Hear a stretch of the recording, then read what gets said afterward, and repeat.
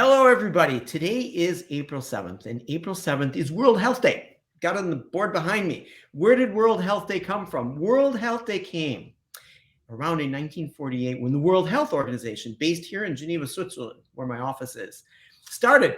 And that means it's been around for 74 years. Now, today, I am joined by a special guest who's here to give us some tips and tools about staying and remaining healthy. I would like to welcome Karim Chubin. Karim, good day. How are you doing today?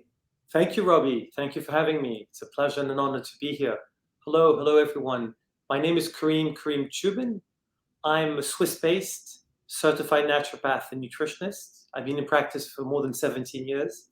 I run a small boutique practice catering to individuals and to families, as well as an international following of patients now who reach out to me remotely or who ask me to come and to take them on health transforming journeys. So today is another day, but a magical day. So let me just share with you 3 tips, 3 observations, which I believe could be helpful for all of you. I tend to ask my patients, I tend to encourage my patients to embrace a new lifestyle rather than to go into restrictive, dogmatic diets. However, for the purpose of this short introduction, I'd like to mention 3 things that are going to be really helpful. Number 1. This is going to be great. Hold on. I want everybody to write these down and notice what they are. Okay, so number 1, Karim. If I need to stay healthy, what do I need to do? Give up the 3 musketeers. Oh boy, what are they? Gluten, even if your lab tests say that you're not gluten intolerant, most lab tests are actually quite inaccurate because they don't take the right part of the gluten. So gluten out. Cow dairy, especially pasteurized cow dairy, out. And sugar in its various faces and guises, out.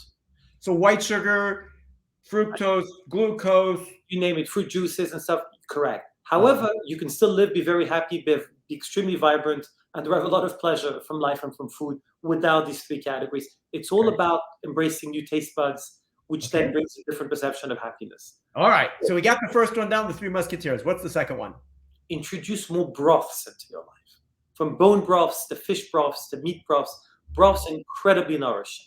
And most of us tend to rely too much on caffeinated drinks to increase energy, to clear the brain fog. Well, there's so many ways of starting your day more positively. One of it is broths. Okay, so we got musketeers and broths. Correct. What's the third technique to stay healthy? Well, let's look at this holistically. Intelligent movement, we all know about this. Different types of sports work for different types of people. Training the body, training the mind, so learning a poem, learning new words, everything. Training the brain, and therefore feeding it. And I'd like to talk about one Ayurvedic herb, which is surprised and has been surprising many, many scientists, researchers, and clinicians, such as myself, for years now. It's an Ayurvedic herb known as Bacopa monnieri or monnieri, rich in bacosides A and B. It's a herb that has this incredible ability to feed and to balance different brain chemicals.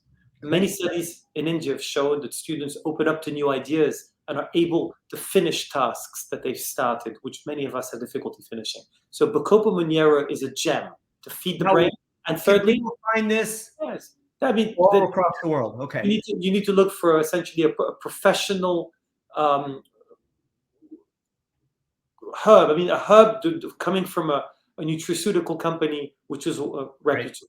I'm not going to any companies, but the third one is feeding your soul. I don't know how many of you really do this, but the importance of letting go, and it can be done through meditation, it can be done through classical music, it can be done through different techniques, but vibrational music, vibrational medicine, music being one element that I include in my protocols, both personally and that I warmly recommend that my patients embrace. Thank you. Karim, I want to put up here your website, karimchubin.com, and also on Instagram, karim.chubin.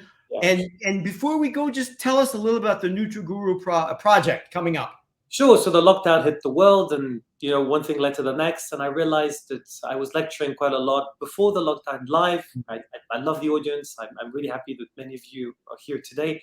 But then I realized that why not create an online educational, fun, dynamic, not a top-down, but a participatory, dynamic platform which corresponds essentially to my life. I love traveling, so I'm a globetrotter, an adventurer.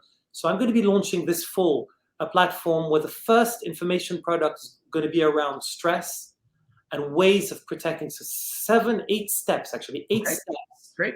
that are easily actionable to help you understand how stress is affecting you and how to mitigate it and how to grow more resilient.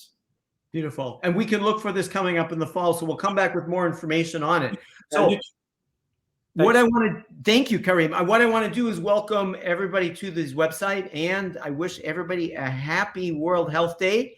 And we look forward to your questions, comments, discoveries below. Anything you'd like to know, well, we'll post the name of that Ayurvedic medicine there. And with that, stay leader-like. Karim, have a good rest of the day and go stay healthy.